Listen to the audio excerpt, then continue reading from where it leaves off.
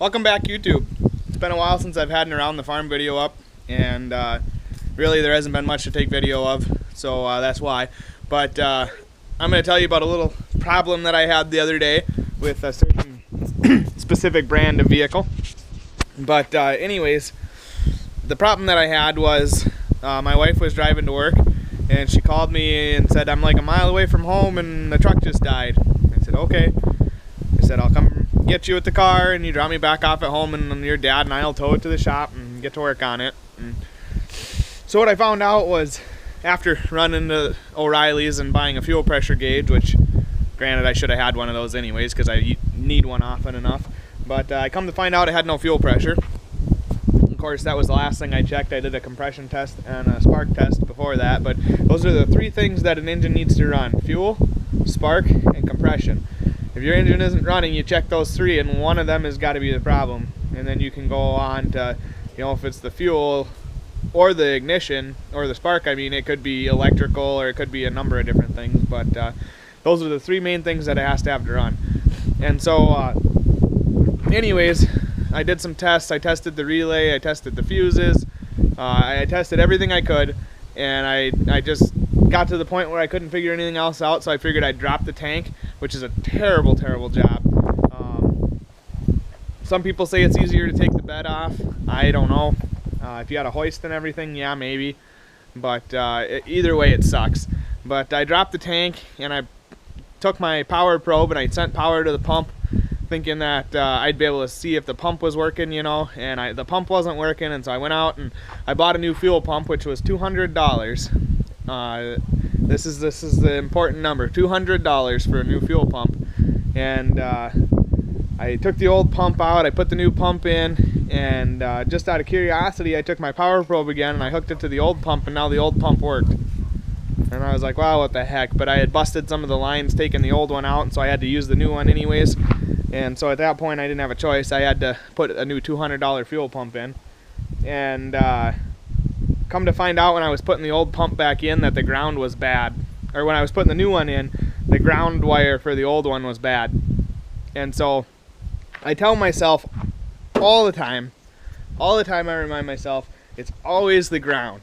Always the ground. I can't tell you how many electrical things I've fixed, and it's always the ground. And you know what? Check it. If it's not the ground, yeah, well, I was wrong. But it's pretty darn easy to check grounds. My lights were flickering on my toolbox on my pickup here the other day. Guess what? I had to add a ground wire. It's always the ground. And like I said, it's easy to check. It's easy to narrow out the ground. And so that would be my biggest advice, is always check your ground first when you're having any sort of electrical problems, because even if you're getting a ground and it's not a very good one, you can still have issues. But anyways, that rant is over. We're going to talk about something else. And this is kind of big news again. If you've been watching my videos, you know that we are in the process of buying a house. And we are no longer buying that house. This was a very difficult thing for me to do, but I had to back out of buying that house after the purchase agreement had been made and so on and so forth. And it was a really crappy thing to do to the people that were selling us the house. But thankfully they were very understanding. The reason we backed out of it is because a better place came for sale. The owners of that place called us up about a week before our closing date on the first house, and they said we're ready to sell, which would have been nice to know a couple months ago, but that's neither here nor there. But anyways, so we were able to get out of the first place, and we've signed a purchase agreement on the second place. And I can't thank the people from the first place enough. They easily could have said, no, you've signed the agreement and you're just SOL. We could have broken the purchase agreement and they could have sued us and we could have lost a bunch of money. We did end up losing probably about $1,500 on the deal, but when it comes down to buying the right place, $1,500 is not a whole lot of money. But anyways, I'm really excited for the place we are buying. It has a barn, an old red barn, but it's a smaller one. And so I'm going to be able to bring my sheep up right away. It has a machine shed that best we can figure, without actually having a tape measure, was somewhere around 100 by 40 or 100 by 60 if I remember right. It's an old shed. It's old, you know, corrugated galvanized tin, and so it's nothing fancy, nothing special, but it's a machine shed nonetheless. And so I'll be able to have all my stuff inside, and so I'm really excited about that. It also has an old granary, which really you can't use it for anything other than storage, I guess, but a guy could store feed or something in there. It looked like a pretty sound building, you know, no leaks or anything really. And then it has an old corn crib, which once again is more of a decorative building. You really can't do anything with it. At some point that'll probably be torn down, I guess.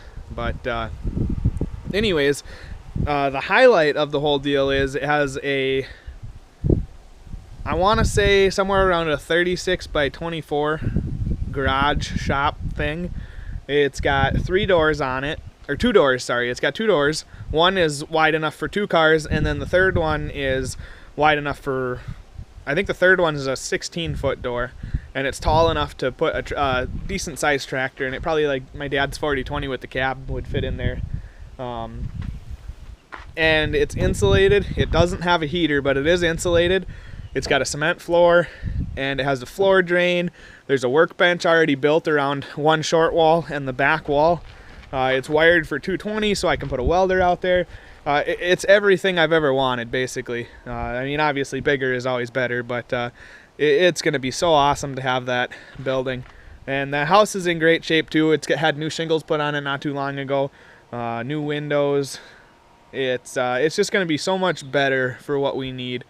It's also coming with a riding lawnmower. It's coming with a horse trailer, and it's coming with a hay rack.